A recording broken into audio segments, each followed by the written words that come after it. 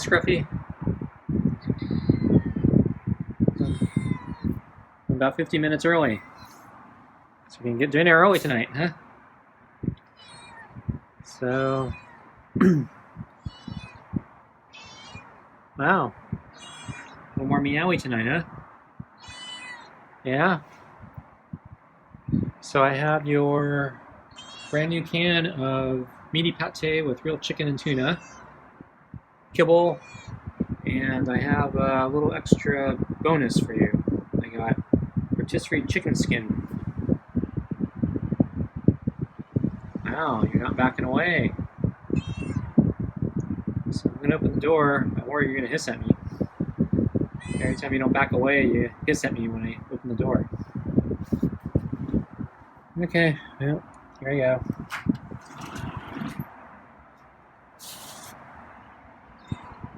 Okay. Yeah, there you go. Whoa, what was that? You trip? Dig your claws into the mat and forget to retract them?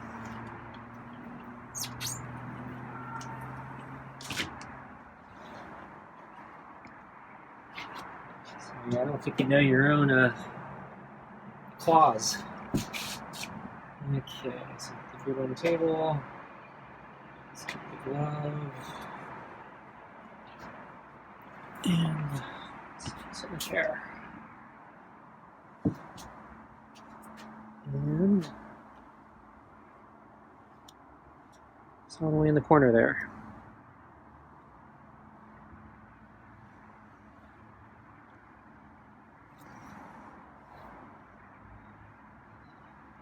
So I'm having another rough day. Kind of an aggravating day, maybe.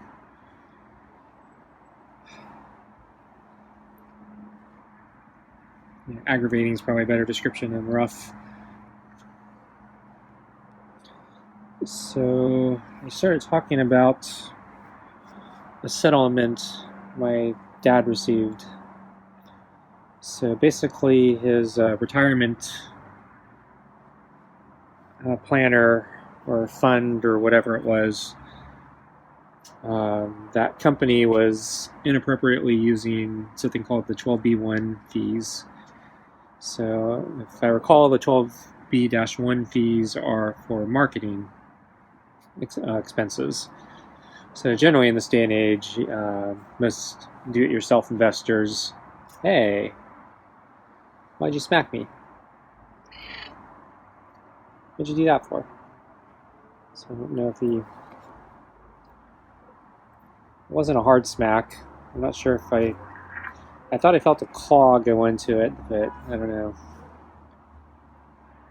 I'll let that one slide. I think it was his right paw, so usually he attacks with his left paw.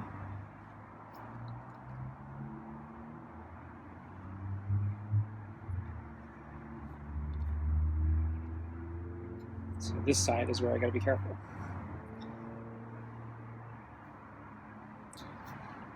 So anyway, yeah, most do-it-yourself investors know, you don't want to invest in a fund that has 12B-1 fees, because basically they're taking your money and then spending it to advertise to other people, which is counter to your goals of making money, because they're just wasting it on trying to make their fund bigger rather than trying to actually make you money. But anyway, that aside, 12B-1 fees are still allowed in this universe, and I think particularly retirement funds tend to have them still, because most retirement plans are pretty crappy because you don't get a lot of choices the way the retirement system is structured here. Since you don't get direct control of your money, you got to go through specific companies, and if you work for a company, they get to designate which companies they work with or which company they work with. It's all a fiasco. But anyway, this company apparently got caught red-handed using the B-1 fees. So there was a big lawsuit, and they settled out of court. And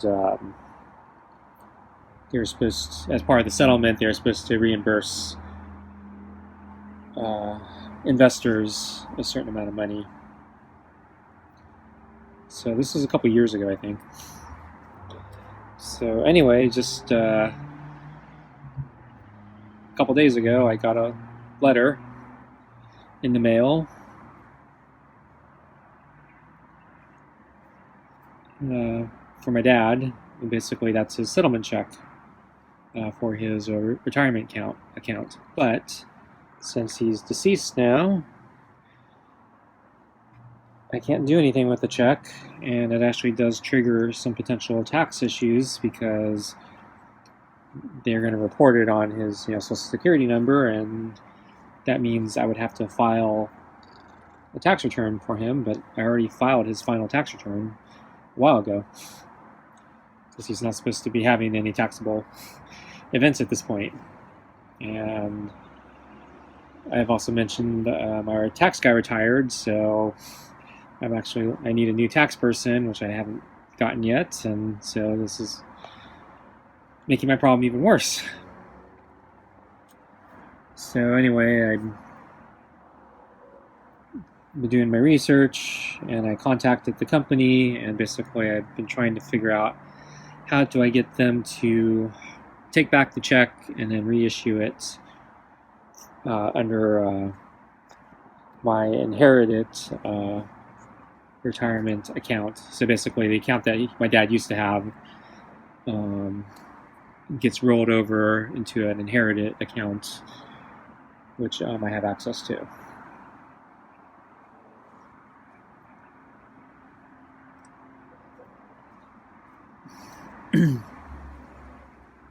And so if I can get them to change basically who the check's made out to, I can then just roll it into that account, and then all the taxable tracking information gets put on my Social Security number instead of my dad's, and then my situation basically is manageable.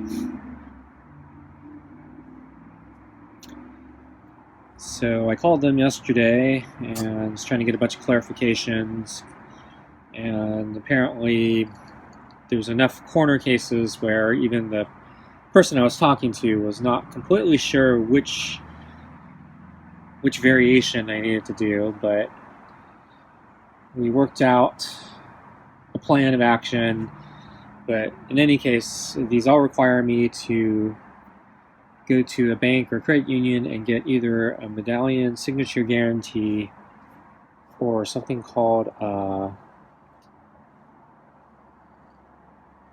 signature program or signature verification program stamp. So I've never heard of the latter. I've only had to do the former, I think, once or twice when I was first handling my dad's accounts.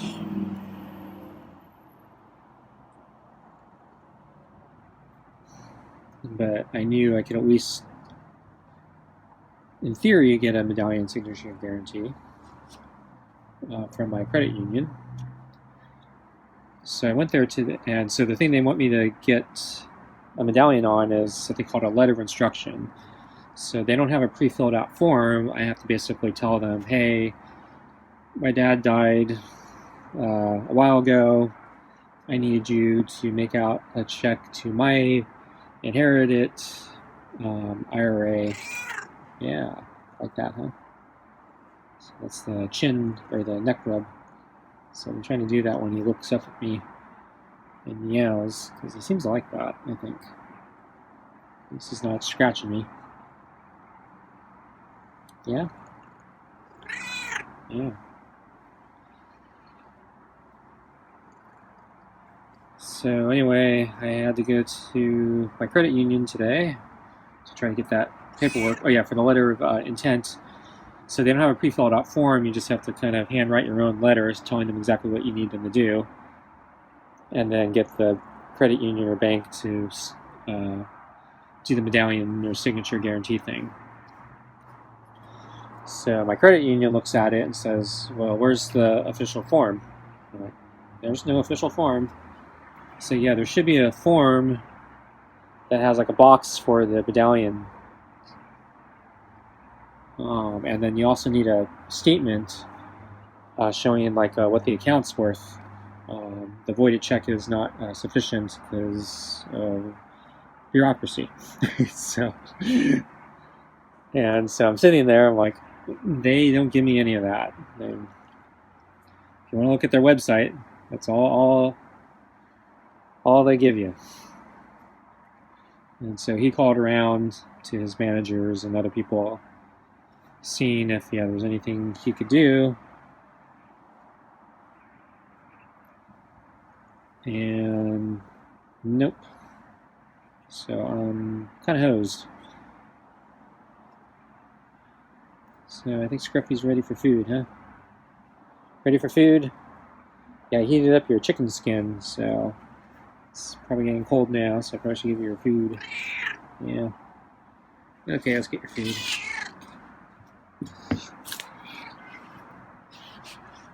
Okay. Yeah, the chicken skin kind of folded up and looks kind of like a macaroni now, or macaroni shells. So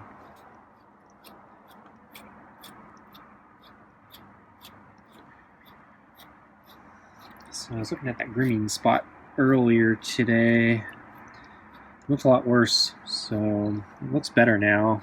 I was worried the fleas came back already. It's only been a day.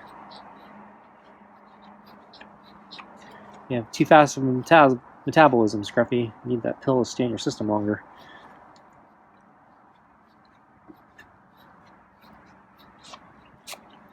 Figure with all the cold weather, metabolism would be slower.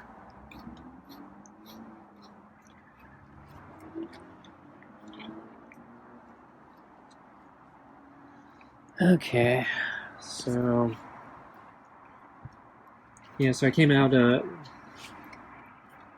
was a little late. Came out for a little after lunch to give him his water, and he wasn't here.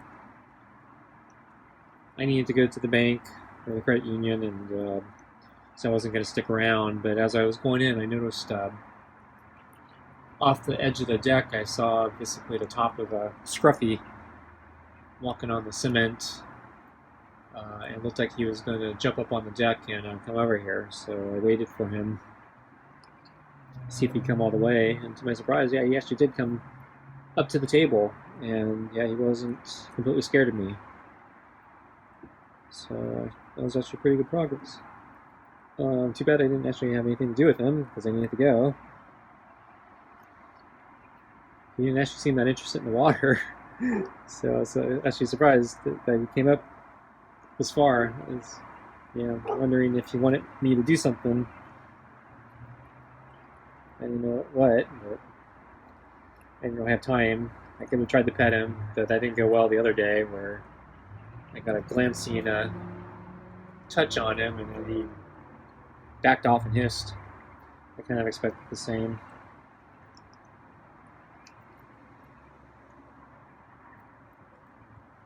And yeah, the weather was kind of crummy today.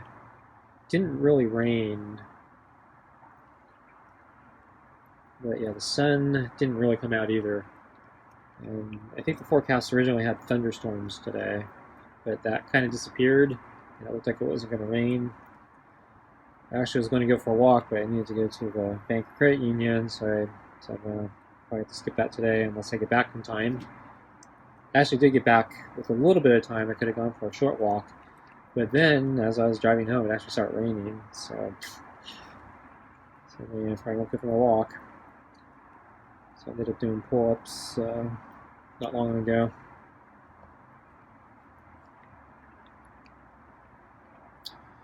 But yeah, so anyway, to continue the credit union story. So basically they said I needed a pre-populated form with a box for the medallion and a statement showing exactly how much the account is worth. because he said it mostly comes down to bureaucracy, because he had to check. It's like, well, there it is. That's a settlement check. That's what it's worth. And it's like, well, no, we need a statement, because we need to know, like, if there's more money in the account, and like what the date of it was. Even there's a date on the check, so it's like, well, you see the date on the check. What's the difference between the date of the check and the date on the statement? But yeah, whatever. But anyway, they said, yeah, it's not sufficient. You can't do the medallion. And then he didn't know what the signature program validation stamp is. Signature program validation stamp. I think that's what it is. So I never heard of that either. And when I looked it up on the web, I didn't really understand what it was. And he thought, well, is that the same thing as a... So he said, I can do a signature guarantee. And I asked him, is that the same thing? And he searched on the web, and he says he thinks so, but he's not sure. So anyway, he talked to other people at the branches about the medallion to see what he could do for me, and it sounded like, no, they can't do any of the medallion. But he said he could give me the signature guarantee. That's not a problem. So he gave me the signature guarantee, and then he gave me basically saying a list of things I need to do if that's not sufficient. So he said he could also give me I forgot the word. It's not a validator, is it?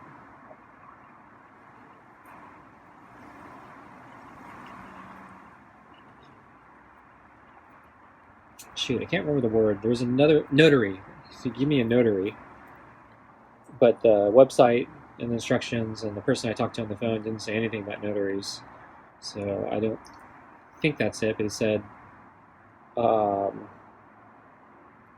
he can do the notary, so I can ask them if they'll accept notaries.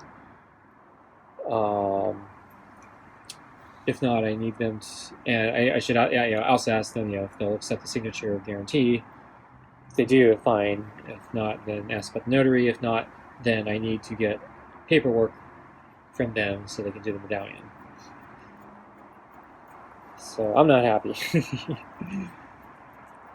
So they're closed. So by the time I get home from the bank, actually when I was at the bank, they already closed. The other company was already closed for the day. So I have to call them tomorrow. But I did some more searching on the web about the signature guarantee versus the signature program validation stamp. And apparently they are two different things, according to this thing I found. So I need to contact my credit union again, which I actually sent an email and said, hey, it looks like they are different. Do you know anything about this other thing? Can you do that? So it was end of the day, so I didn't hear back. So maybe I'll hear tomorrow, but something tells me they probably don't know about it. Fortunately, this guy handling my paperwork, I think he's new to the all this medallion and notary stuff. I think he said the person they used to have left the company or is no longer there with them or whatever. So he's taken over all the stuff, and he's been kind of learning it all. And I guess the bank or the credit union itself has gone through a lot of audits, I guess, recently, and so he wants to make sure everything he does passes scrutiny. So he's erring on the side of caution. So they're not going to do me any favors if all the I's aren't dotted and all the T's aren't crossed. So something tells me I'm going to be made to suffer. So my fallback plan is I might have to try another bank and see if they are more willing to do this, or if they know something about that latter one, the signature program validation stamp, and if that doesn't require special paperwork, and if they can just do it for me. The reason I went to the credit union is because they're actually usually nicer to me. The banks are usually twisting the screws to me and pain to work with. So we'll see. But for this type of stuff, they might actually be pretty good because they're really anal retentive, and this is right up their alley.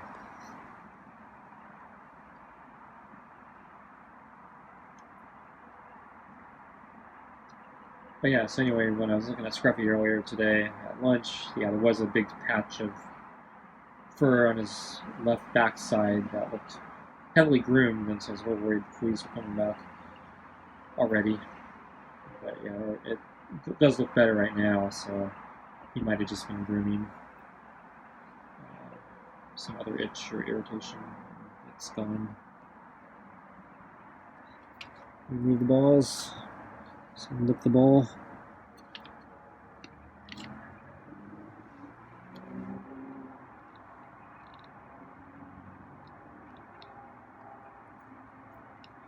There's some pate on top of a golf ball. So I thought I'd leave it there, see if he tries to lick it.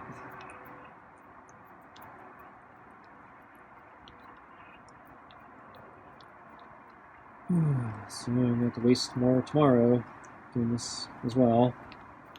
And then I still got to mail the thing. And the other thing that's really aggravating about this whole check thing is it looks like it's really slimy because so it took them 2 years to issue the check, and then now they have the check, basically they say you have 30 days to make these types of changes that I'm requesting, otherwise I may forfeit my opportunity to get the check reinstated correctly. And they're sending it right in the holidays, and so like nobody's around, and it's if I was traveling or something I would have gotten the check in time, because it's not much time. And then the check is actually dated I think like 2 weeks ago, so it took that long to get it through the mail, so it's not a lot of time to respond. So I think I'm gonna have to mail it certified, or maybe even overnight it. I don't think I want to overnight it though. I'll probably just mail it certified.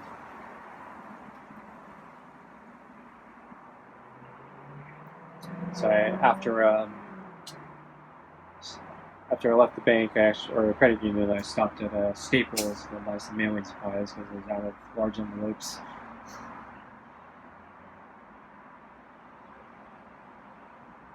Okay, folks, I think Scruffy's had it. I don't think he's coming back. I think I want to go in. So thanks for watching, and I'll see you next time.